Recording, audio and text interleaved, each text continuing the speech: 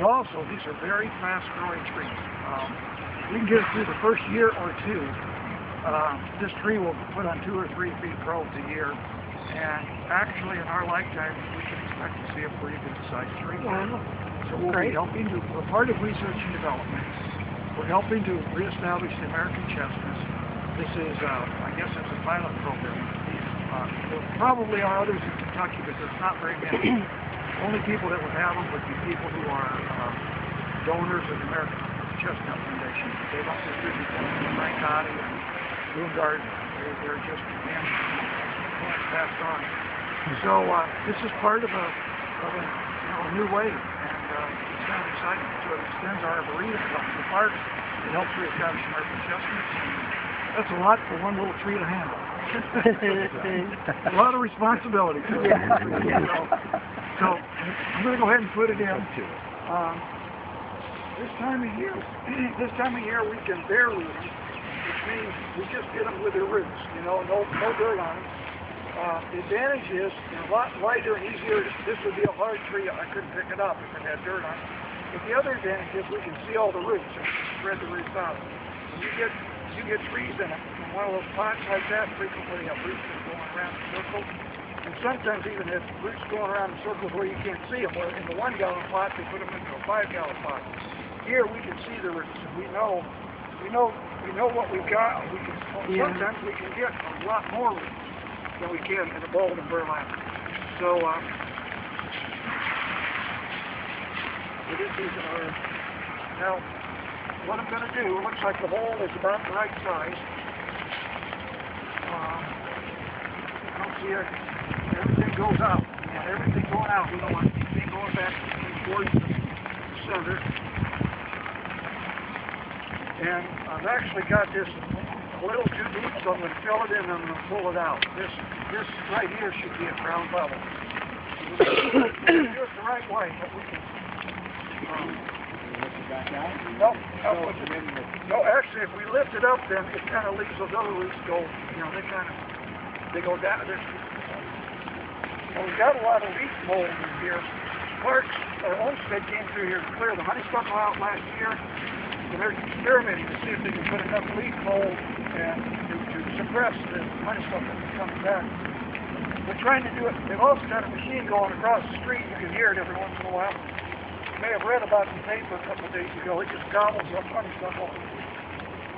So that is, it's great. We're making a lot of progress really fast getting rid of the honeysuckle, but they're also going so fast they're shocking the neighbors who are losing their trees. So that's a different problem. They used to be so slow that there was a question whether they'd ever succeed. Now they're operating so fast. I agree. That's a real invasive plant because our neighbors have planted, not our neighbors, people that owned our house had it around 3 sides of our backyard. And we had it on 3 sides, and we back up to each other. And Mrs. Stevens, where she lives, she had it on 3 sides. So. And every year our backyard got smaller because that honeysuckle spread.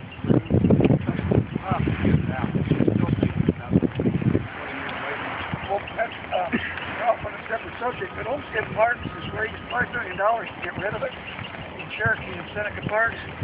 And up until they got this machine, I didn't think they were going to succeed. They might be able to succeed now. Pull it up with it.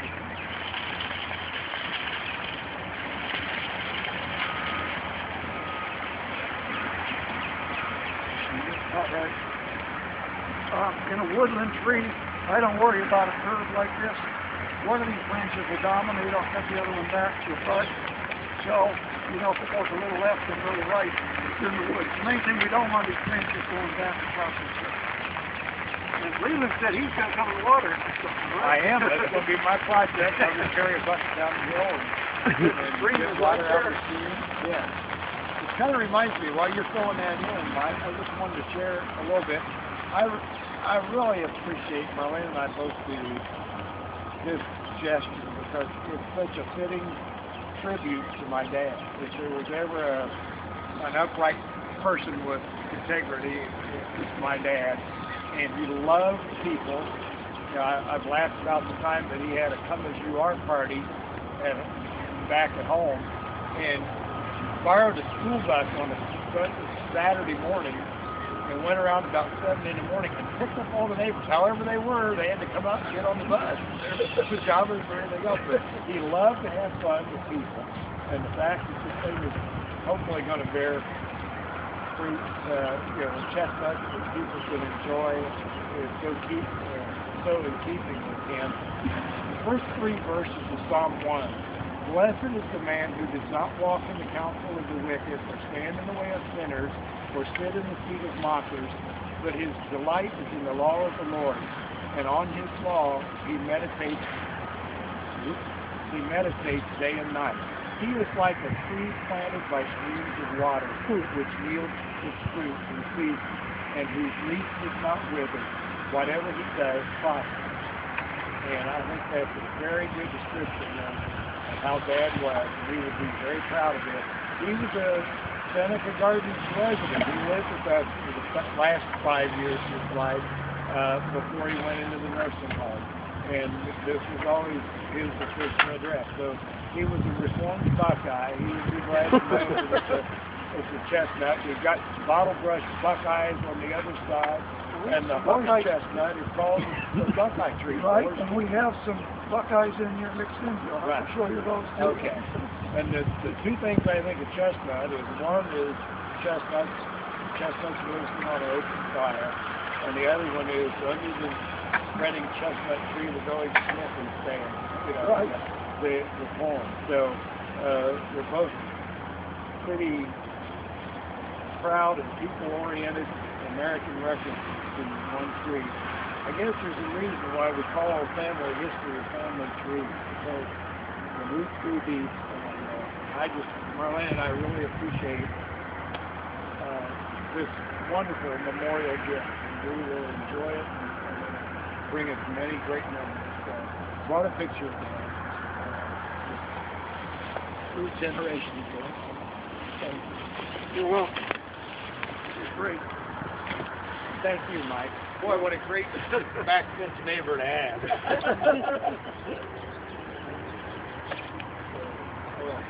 There it is. We'll put the mulch on it. I'll straighten this up a little bit, and it's got a great area here to grow, and it's kind of in this corner. This is old quarry wall, and it's a great site. So we're going to have more people in here once we get this land where we have pathways and maybe benches or rocks or something to sit on. If we can do it, I'd like to do the rocks instead of the benches and make it look natural. But you can still walk up here and sit down and gather. And this tree does what it's supposed to do. It should be the dominant tree in the corner. It's going to work. Well, Dad had an impact wherever he was, so it Still was has. appropriate the tree does too. Still does. Great. Well, let's have some coffee and a scone, and thank you all so much. I promise I'll take good care of you. Well, I'll help you.